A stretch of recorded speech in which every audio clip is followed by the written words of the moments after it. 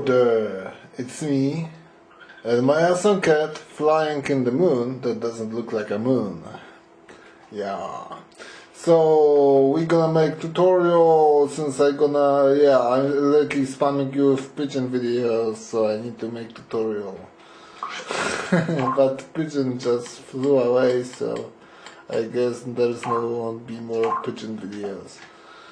So what is the story gonna be about? Something very interesting that not much people even think about it.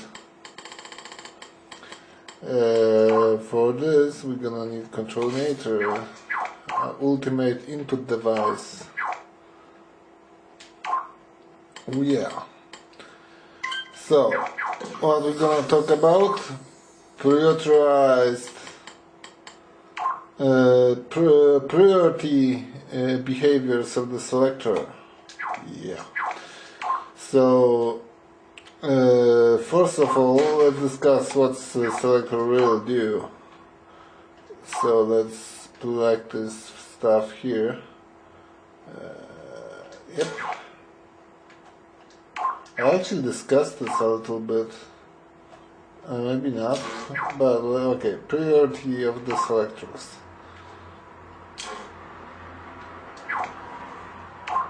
Okay, so we got everything ready. So what selector do? It only it's how to call it? It's set device that you set to the state. Yeah, it's a state device that stays in one state, and you set the state by using input on the one side and output shows the state. A selector only can have one state, so yeah, as you can see I can set the state, for example here 1, here 2, yeah. So you're setting the state and outputs the state that it's correctly in. So if you're smart enough, you can ask the question, what happens if two inputs get the signal? Well, for common mind that think about coding and such, you could think that the last received input sets the state. But it's not. Strangely, it's not, and it's a special behavior of selector, what I call priority behavior. So if you send the signal here, as you can see, it doesn't set the signal that was received. It's set back to the state that stayed on. But when you activate the last one near the cycle input, you can set the state. What's happening here? Well, it's a priority behavior. The last input got higher priority of setting the state than the one on the back.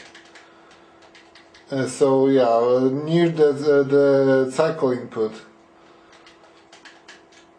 So yeah, as you can see, I can set, but also keep in mind, if you release the state, this go back here. This is also interesting behavior. So yeah, if this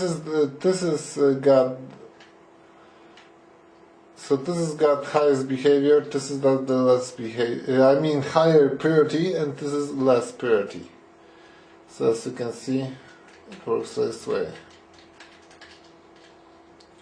Yeah, so in general you can only have one state, and this is how Selector deals with it, which makes a lot of fun, allow to do a lot of fun stuff. So first thing, it's something from Kopfer tutorial. If you've seen his tutorial about secret items, hidden counters, I don't know why he named that way. Hidden, yeah, it's counting hidden items, I think.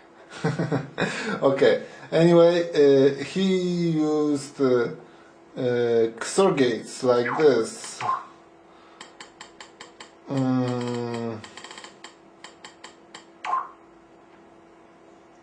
That will set,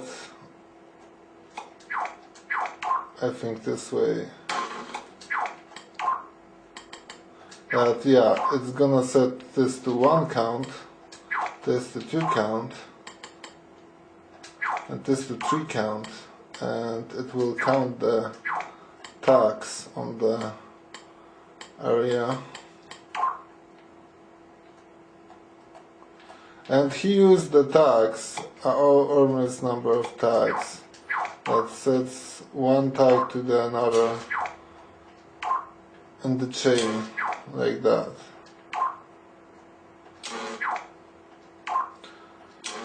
Yeah, and it actually works, if you can see. Let's make some. That's gonna be troublesome. Yeah, we need to use secondary microchip. Or maybe let's promote not microchip, since I know there's obsession of using microchip on anything. So let's simply place the tags outside of our thing. Yeah, as you can see, it stopped counting. Yeah. And let's plug this to this. Yeah.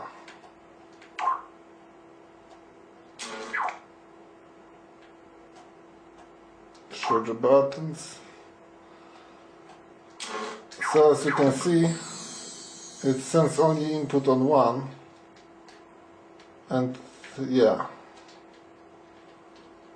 But instead of course, instead of using those XOR gates and wasting thermo on them, you just need single control, single selector. Yeah, you just need to plug the first one with the lowest count to lowest priority port, like this. Yeah, and each one go to the second one.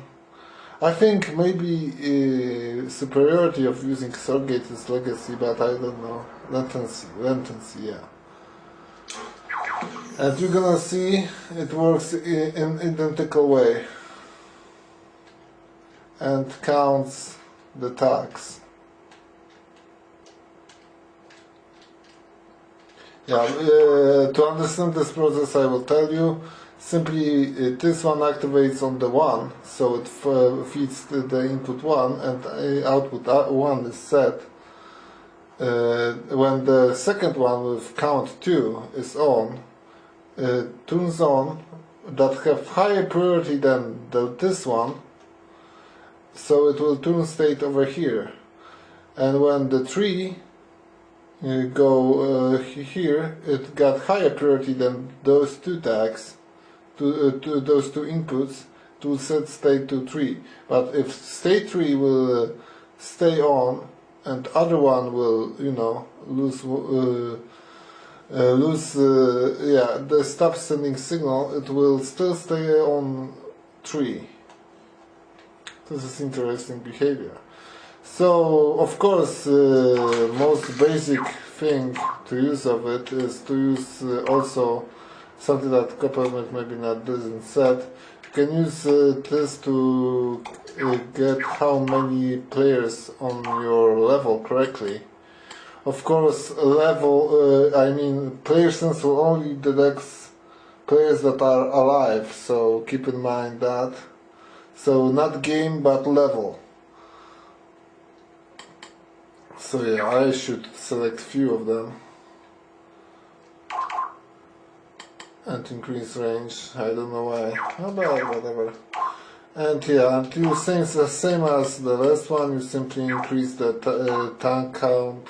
I mean the count of the players for each 1, 2, 3, 4, and plug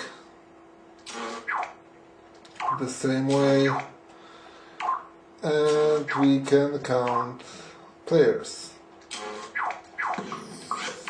with the selector. we only one alone, so our input one only is showing up. Yeah, so this is how you this is one of the application, counting how many tags you have active on the level, how many players you got, and only inputs one input. Yeah, you can, you can make numbers hologram, and it will show you, plug each hologram of number to each output, and it will show you number of players on the level. Cool, huh? You can, for example, other way to use it is you got some survival level that more players make it much more easier to survive. So to make some nasty things, you make more enemies when more players is on. Something like Diablo 2 doing. Yeah, and multiplayer. Diablo 2, yeah. Okay. So this is most simple use of it, but I'm gonna show you some more advanced of priority behaviors of the selector, and it's actually very neat stuff. Okay, so what we're gonna do? We're gonna do AI behaviors. Yeah.